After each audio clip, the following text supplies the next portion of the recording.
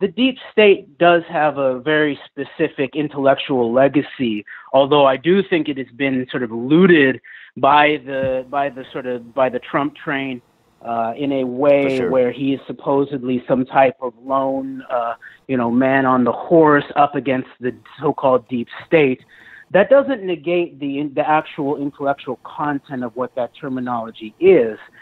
People should go look at Peter Dale Scott, who's one of our most important public intellectuals in the country. He's actually of Canadian background, but he's at Berkeley. He sort of introduced that term into the United States, and what it really refers to is the idea of the two things. And one thing you pointed out, I think, very well yesterday is that this continuity of agenda. It does operate out of the bowels and the sort of simplistic bureaucracy of the Pentagon and Eisenhower's military-industrial complex, and so that's one thing. The other side of that, though, is the intelligence apparatus, the so-called national security state that was started by Truman after World War II, that involves domestic intelligence, which is very, very much run the highest level of warfare, even beyond nuclear weapons, is information warfare.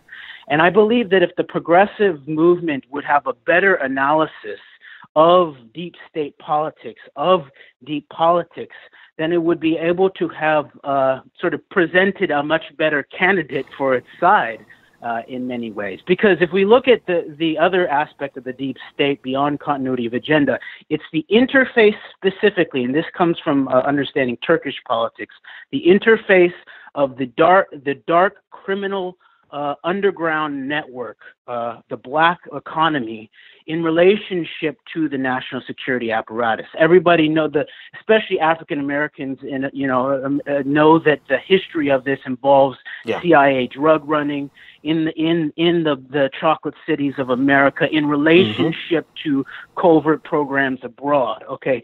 That is part of it. And so one person that I might bring up that would actually expose this continuity, this bipartisan continuity of the deep state in terms of this last election is Jeffrey Epstein, the billionaire convicted pedophile who's actually running an apparent blackmail operation on behalf of a foreign military power, Israel, through Mossad networks. And it looks like both the Clintons and Trump had a very close connection to him and his, running of underage girls in relationship. All right, let me jump in there only because sexually compromising politicians. All right, I want you to. You're going to finish your point, but I want us to time-wise. I want to be able to respond and get some other callers. So go ahead and give me your main point here, so we can discuss it.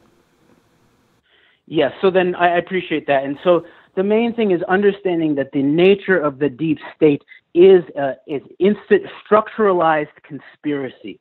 And so I'm not talking about conspiracy theory. I'm talking about the way that things such as running domestic black flag operations, false flag operations, as was proposed by Joint Chiefs of Staff under Kennedy to attack Cuba, is reality. And so we have to understand not only the economic structure of conspiracy that sort of capitalism and the elite that benefit from it is, but also the political structural conspiracy that's represented by elements like intelligence agencies. And then last point is this idea of introducing the problem of psychographical warfare. I got to hold it there only because I have like 12 people in line. All right, I think it was, sometimes you cut other people off, you overextend to let other people talk. So, but there's more to the deep state. I think we can summarize it there. But here's the problem with that, and caller, I hope you're watching live still so you can hear me. Here's the problem with that. Where do you end that analysis? Where do you say, okay, it's a slippery slope that easily falls off right into conspiracy theory, right? Because the next step after Jeff Epstein, the next step after that is Pizzagate, right? And so the question is where do you draw the line from actual tangible facts about an individual and where it starts going off into conspiracy theory? And what's happening happening more now than not is that where the last caller was trying to wrap the conversation about the deep state he was trying to wrap it in fact. I'll give him that. He was trying to wrap it in fact, but in reality, the way it's being used right now is how he mentioned at the beginning of the call, is that it's being rolled out as a dumbed down version of a real problem. This opposition to the deep state, as it's being presented by Donald Trump, the alt-right, and the alt-left. I'm going to call them that because I don't want to continuously call them the dumb left, which they are, but it's not nice. So I'm going to call them the alt-left. But the deep state, as presented right now today, has nothing to do with the reality of the problems of the American intelligence infrastructure. It has nothing to do with the problems of the real military-industrial complex. It has nothing to do with any nuance there or variation thereof. It has everything to do with a dumbed-down metaphysical Illuminati catch-all problem that we can focus on without any accountability, because most of them can't even define the deep state. Most of them can't even identify the difference between Donald Trump's decision to bomb Syria 2 weeks after he became president, and the fact that that same policy was probably on the books for Barack Obama. They won't even discuss it in that context because they need the watered down, dumbed down version of the deep state. And so that's where my question comes in for the last caller and for my audience is, where is the threshold of I'm not going down this conspiracy theory any further? Because it is convenient, it is seductive in a stupid sense, like not seductive and sexy, but seductive and like sometimes dumb shit is the easiest stuff to draw you in. Like keep it simple, stupid. If you keep it in short, really succinct sentences, people gravitate towards it so much more. But anyway, let me stop being an asshole. In this regard, what I'm saying is that what we're dealing with right now are not a group of people. This is not a group of people who are looking for a robust critique of the American deep state as it affects the lives of average Americans.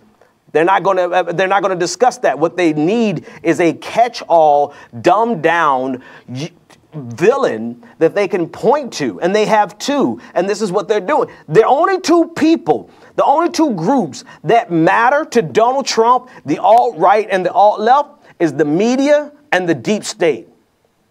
The media, who's an easy punching bag, and the deep state, which is a punching bag that you can never punch because you don't even know how to define it. Don't even know how to define it. All you know, the deep state is that somebody's controlling America and Donald Trump is our hero against it. And so he is the progressive that we need to stand behind. So it's that oversimplistic use of a villain to oversimplify. I got to use that phrase again, to oversimplify the real problems, but to give people who just can't find their way of existing in this cognitive dissonance. They can't even exist with fighting two things at one time. We have to simultaneously fight neoliberalism as well as fight against Donald Trump, because Donald Trump is a neoliberal. Not only is he a neoliberal, I'm going to bring this back in and we'll take the next caller. Not only is he a neoliberal, but he's a neoliberal who's intentionally hurting the LGBTQ community, particularly the transgender community today. And I don't care to use my day today to tell the LGBTQ community that they have a higher calling, that they shouldn't worry about their service to the military. No, that's like asking the victims of a crime to be the bigger person and to think about something other than themselves. And really, the more I think about it, the more it ticks me off. To ask the LGBTQ community today, of all days, to think about their quote-unquote higher calling and how their service in the military is actually forwarding American imperialism. No, 6,000 people are going to lose their job today, not because they didn't do a good job, but because of bigotry. There's a time and a place for everything.